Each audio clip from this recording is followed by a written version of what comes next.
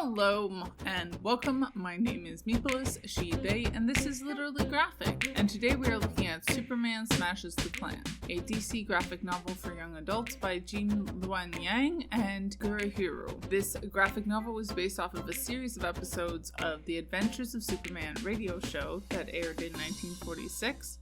Single issues started being published in 2019, and this complete volume was published in 2020. Content notes for swastikas, plus anti-Chinese, anti-black racism, near-drowning experience, and throwing out.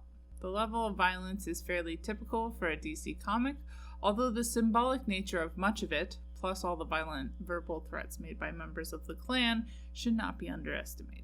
According to Goodreads, quote, Gene Yang began drawing comic books in the 5th grade. In 1997, he received the Zarek Grant, a prestigious comic industry grant, for Gordon Yamamoto and the King of the Geeks, his first comic work as an adult. He has since written and drawn a number of titles, including Duncan's Kingdom, with art by Derek Kirk Kim, and The Rosary Comic Book. American-born Chinese received the National Book Award. End quote. Gurihiru is apparently a duo of creators in Japan named Chifuyu Sasaki and Naoko Kawano. This isn't their first title for mainstream comics. They have also done work in Marvel Comics and comics for Avatar. Keywords that came to mind were Golden Age, immigration, diversity, hate, ignorance, coming of age, and Chinese culture. The Goodreads description is, quote, Tommy adjusts quickly to the fast pace of their new neighborhood, befriending Jimmy Olsen and joining the club baseball team, while his younger sister Roberta feels out of place when she fails to fit in with the neighborhood kids. She's awkward, quiet, and self-conscious of how she looks different from the kids around her, so she sticks to watching people instead of talking to them. While the Lees try to adjust their new lives, an evil is stirring in Metropolis, the Ku Klux Klan. The Klan targets the Lee family, beginning a string of terrorist attacks. They kidnap Tommy, attack the Daily Planet, and even threaten the local YMCA.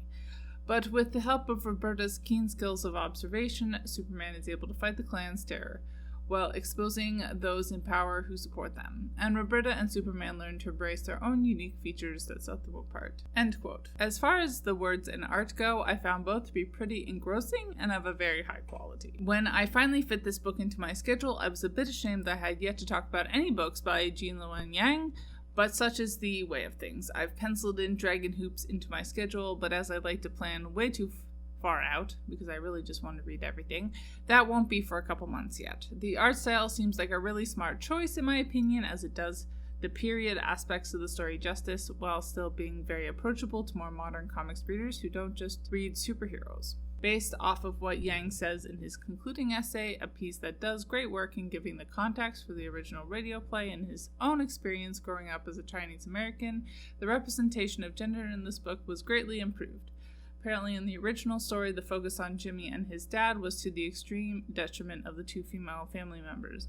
In contrast, in the comic, Lan Shin / Roberta Lee plays a very active part in the story, and despite their parents always being referred to as Mrs. and Dr. Lee, Mrs. Lee also contributes a lot to the development of key themes in the story via her dialogue.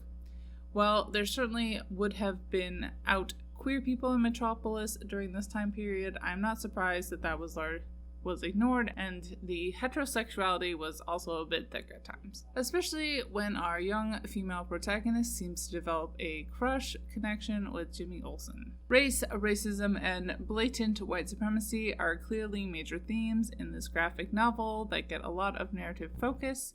In Superman Smashes the Klan, Gene Luen Yang provides a fairly nuanced take that includes things like Dr. Lee being prejudiced against black people who want to help. And in the concluding essay, Yang talks a bit about how the propaganda portrayed Japanese Americans and Chinese Americans differently during World War II. As I already mentioned, I felt like some of the depictions of racism was pretty intense, and rightly so, at different points. Yang did make some choices about language and not using the most offensive terms for his character. I also appreciated the inclusion of the conflict between Dr. and Mrs. Lee about such things as which language they should be speaking in, the food they eat, and the clothes they wear.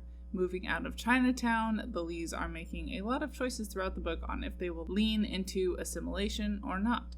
just as there are forces in their neighborhood that want to encourage diversity or monoculture. Superman also struggles with his own identity as an alien throughout the book.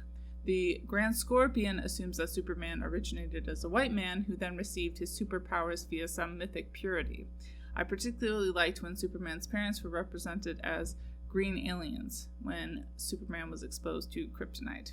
Dr. Lee's seeming class ambitions are certainly one of the reasons why the Klan feels so threatened by his presence outside of Chinatown. As far as ability versus disability, obviously with the vast majority of superhero stories, we are generally dealing with a lot of super ability.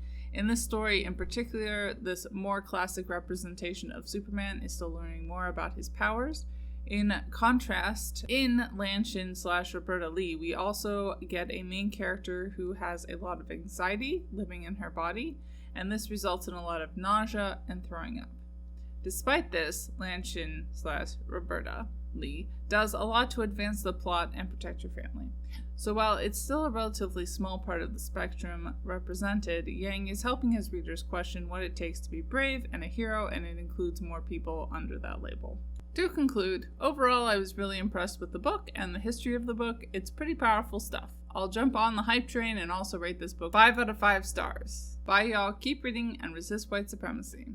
And as always, Literally Graphic is created on land that should be given back to the traditional landholders, which in this case is, to my knowledge, the Mississaugas of the Credit First Nation, Anishinaabe people, the Haudenosaunee Confederacy, and the Huron-Wendat Nation.